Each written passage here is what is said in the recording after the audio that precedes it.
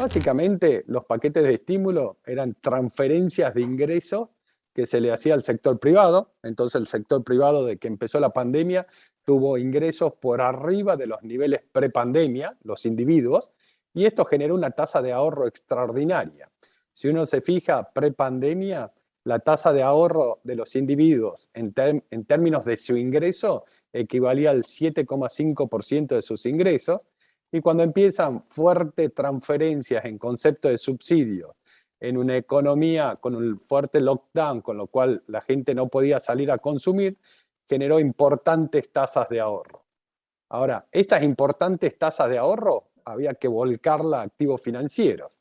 Entonces, cuando uno ve estas importantes tasas de ahorro, ¿qué es lo que generó? Bueno, esta era la curva de rendimiento de los bonos del Tesoro en diciembre del 2018, diciembre del 2019, abril del 2020, plena pandemia.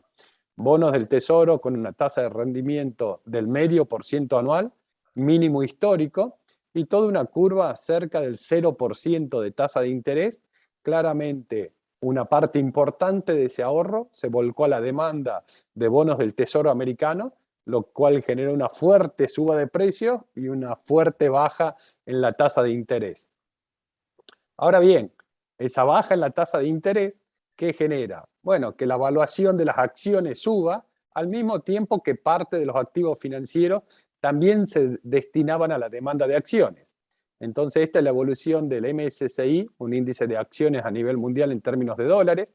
Esta fue la caída de la pandemia, la recuperación.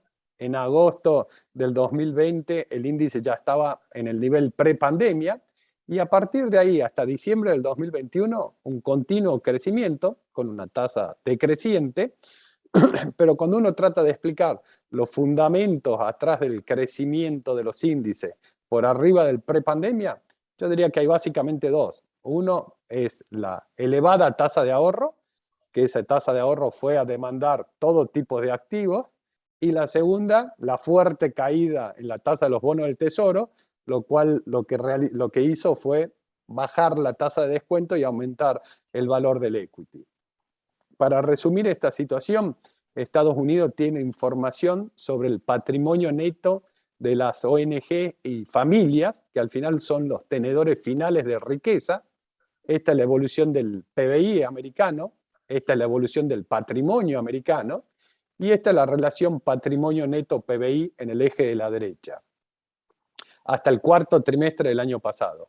¿Qué es lo que se ve? Que históricamente la relación patrimonio neto a PBI fue 3,5 veces el patrimonio a PBI. Hubo dos subas puntuales, esto es la burbuja de las .com, que después ajustó, esto es la burbuja de hipotecaria 2006-2007, que termina explotando en 2008, y siempre vuelve a converger a un nivel similar a 4 veces patrimonio a PBI.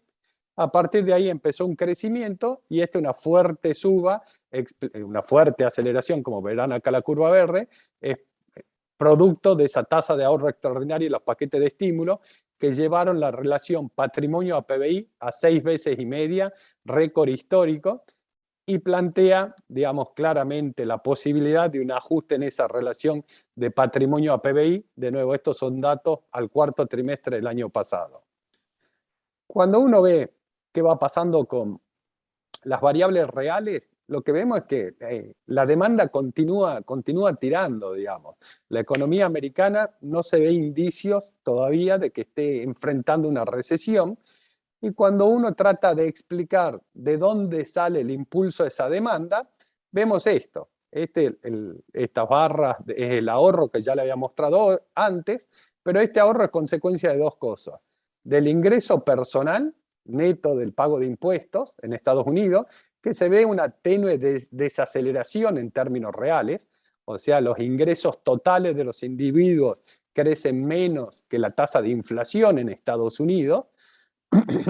Estos ingresos tienen tres componentes: la compensación laboral, digamos, que es empleo por salario; la compensación de real estate, digamos, de tener una renta sobre activos reales; y la tercera, las transferencias del gobierno. Cuando uno trata de explicar esta desaceleración en términos reales del ingreso, básicamente está explicado por las menores transferencias que está haciendo el gobierno. Ahora, fíjense lo que pasa con el gasto. El gasto en términos reales sigue creciendo. Entonces, ¿por qué sigue creciendo este gasto en términos reales cuando el ingreso cae? Básicamente contra una reducción en la tasa de ahorro. ¿Qué está pasando hoy en la economía americana? La demanda sigue creciendo a pesar que el ingreso cae en términos reales.